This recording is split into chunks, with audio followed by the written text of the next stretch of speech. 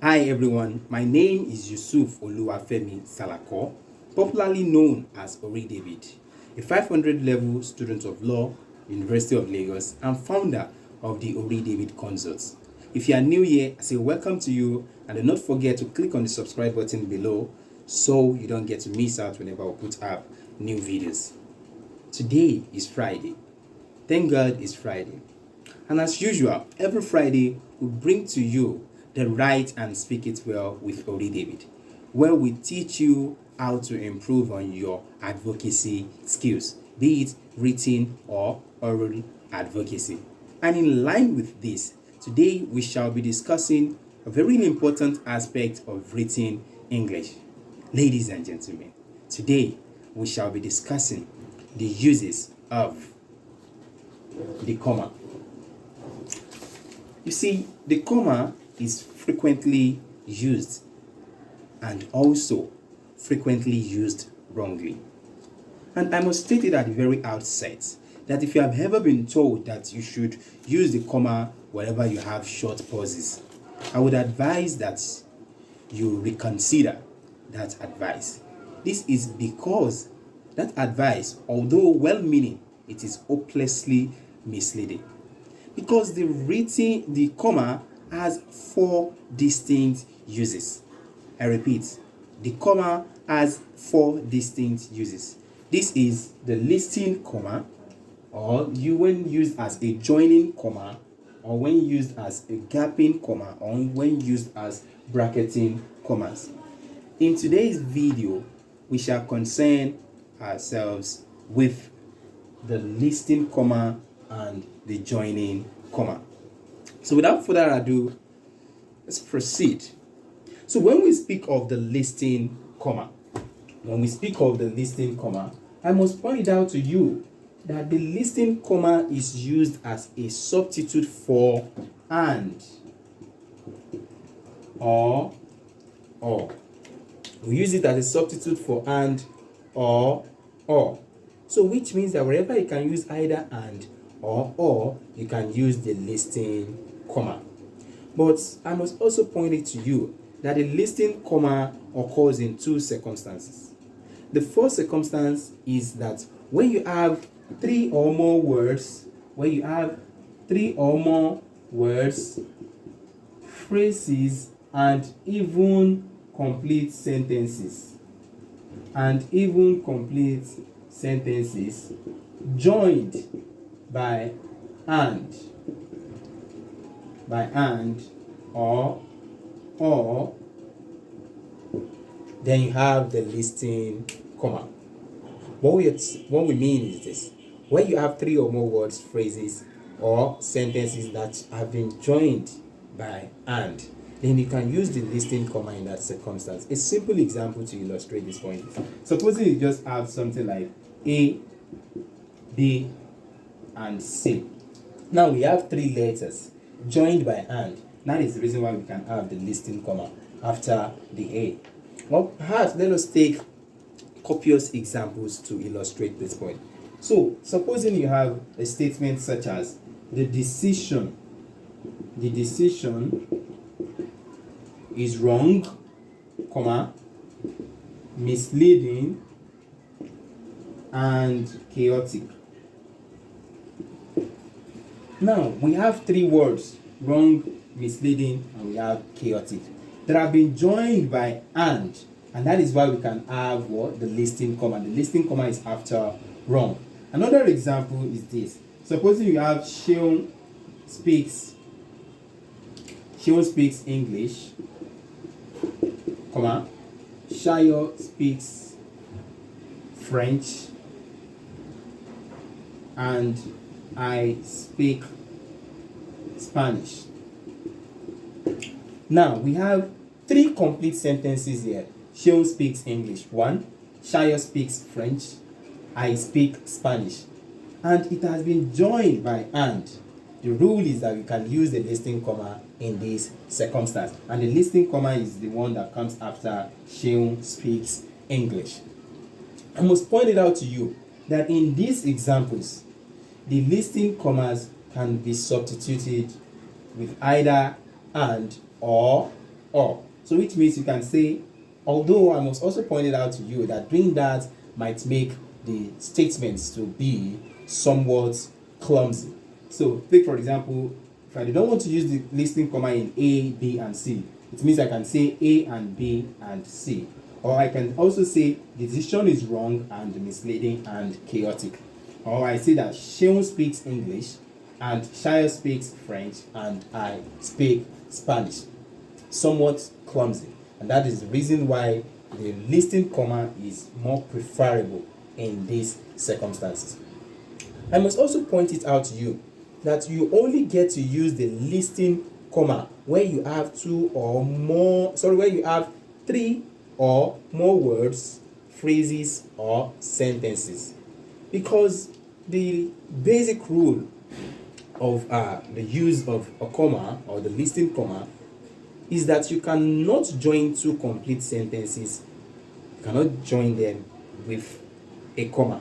Or you have 2 complete sentences, you cannot join them with a comma. That's why you must have 3 or more complete sentences before you can use the listing comma.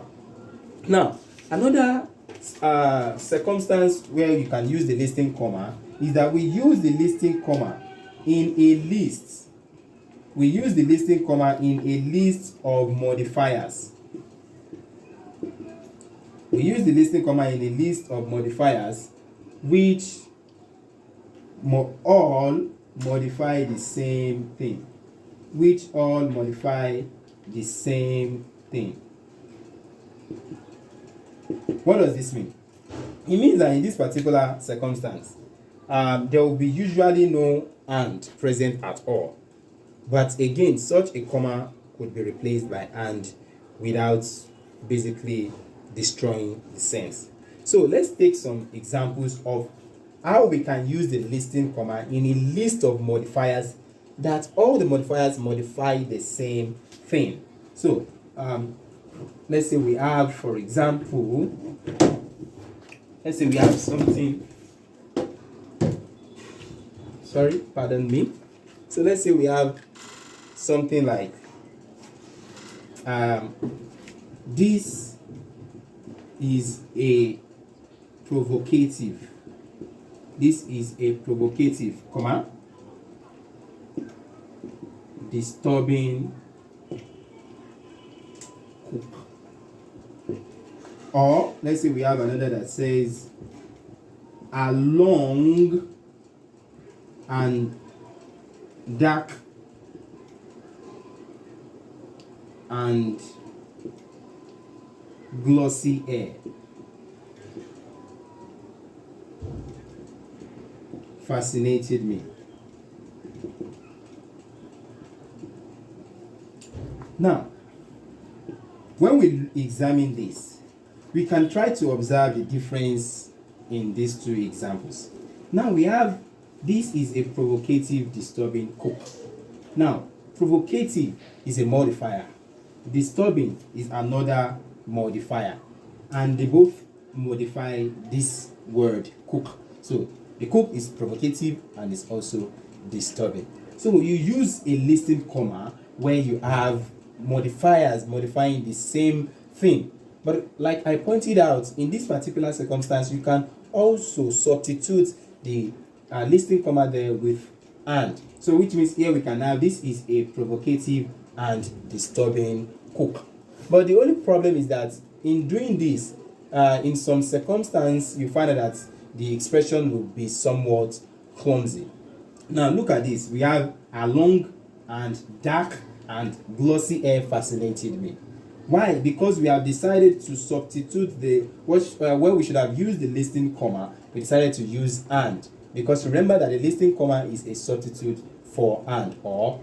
So here we now said a long and dark and glossy hair fascinated me. Where we can simply say a long comma, dark and glossy hair fascinated me. That is where we can simply take away the and, add a listing comma, so we can have a long comma, dark and glossy hair fascinated me. However, what is important in this particular regard is that we have modifiers, list of modifiers modifying the same thing. So in this circumstance, we have long, dark, glossy or modifying air. So when you have a list of modifiers modifying the same thing, we can also use the listing comma. So we can, another example is this. Let's say I say that I prefer Italian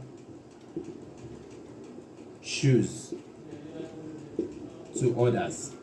The question is, why do I not have a listing comma? Yes, I have a modifier, Italian, but it's just one modifier, no list. We said you must have a list of modifiers.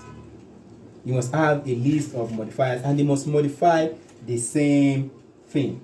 So, which means I cannot then have something like I prefer. I cannot say I prefer Italian and then no, because there is no list. You have just a single modifier. So the rules are clear when you want to use a listing comma. You use a listing comma in a list where you can conceivably use either and or. So where you can use and or, you use the listing comma. But generally, you know that you use the listing comma when you have 3 or more words, phrases, and even sentences that have been joined by and. Then it means you can use the listing comma. The essence is because you do not want to repeat the conjunctions, that is either and or, because these 3 words, phrases, and sentences are already joined by and. So not using the listing comma means you have to use either and or, and that will make that statement to be somewhat clumsy. And like I said, the second circumstance where you can use the listing comma is where you have a list of modifiers modifying the same thing. You understand? So you have something and you are qualifying that particular thing with different words.